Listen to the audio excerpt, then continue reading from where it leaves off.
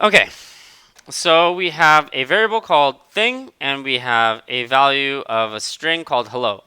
And this hello is going to be stored into what? A variable. What's the name of the variable?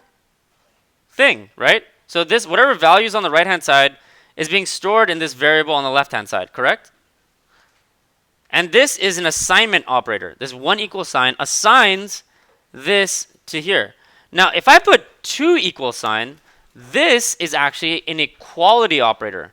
So one equal sign is a assignment operator. Two equal sign, equality operator. Okay. Now what that means is the equality operator checks to see if now it's checking is thing equal to hello. So that wouldn't make any sense, right? Because we don't have anything inside thing. So what you use this for is to say, okay, is hello equal to hello? And that will result in a true or false statement. You're probably wondering, well, where would I use that? Use it if else statements. So we use the if val. So we use a function, right? So if someone passed in a value to this function, what's the name of this function? Test strict, right? And this is a parameter, just a placeholder, and we're passing it a value. So whatever value we pass it, so let's say test strict. And you have to be exactly 21 to pass this, by the way. So if val equals 21, so right now, does val equal 21? So then you're going to return congrats. Else, it's going to say lo siento. That means I'm sorry in Spanish. Okay? So this is the equality operator. It checks to see if something is equal to something else. All right? So this could also work for strings. So if val is equal to meow, and I passed it meow, then what would I get back? Right. What if I passed it hello? Lo siento. Yes. Excellent.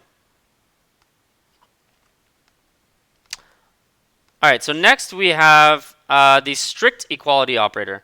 Now, you guys don't have to worry about too much about what the strict equality operator is, but essentially it's the same thing as the equality operator, except it checks the type and the value of the data.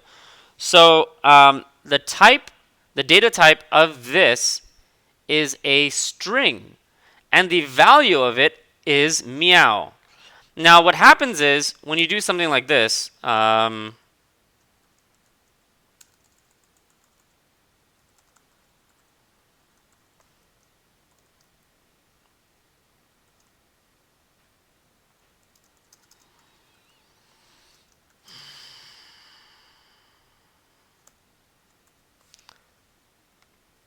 JavaScript actually converts this into a string.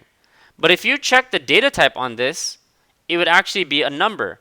But when you evaluated it together, it would be a string, right? Because it converts it into a string. So we'll just run that again.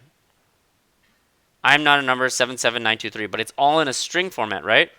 So when you want to check to make sure that something is the same data type and the same value, then you use a strict equality operator. Don't worry about it too much. You guys 99.9% of the time will just be using the double equal sign, which is the equality operator. Inequality operator. Can anyone guess what the inequality operator does? If I do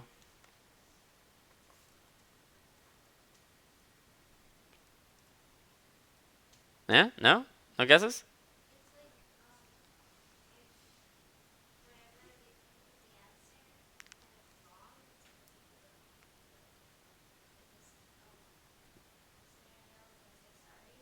Yes, exactly. So if the value is not equal to meow, so if the value that you pass it is not meow, so this is the not operator, and this is equal, so not equal to.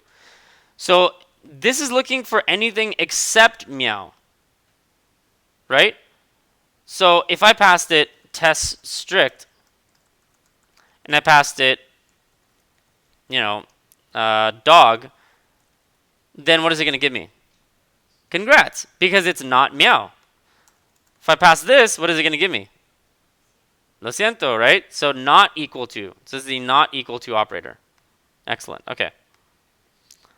Now these I'm going to go through here. So here's some more.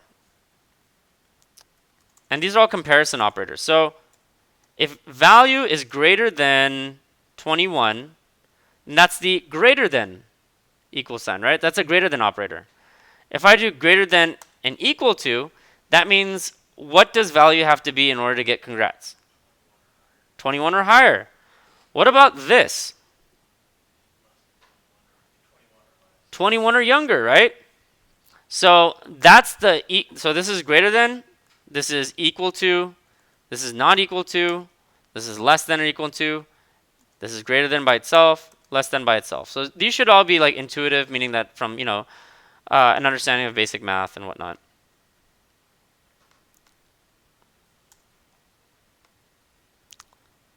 Okay, so with that, I want you guys to take some time and discuss those different methods with each other.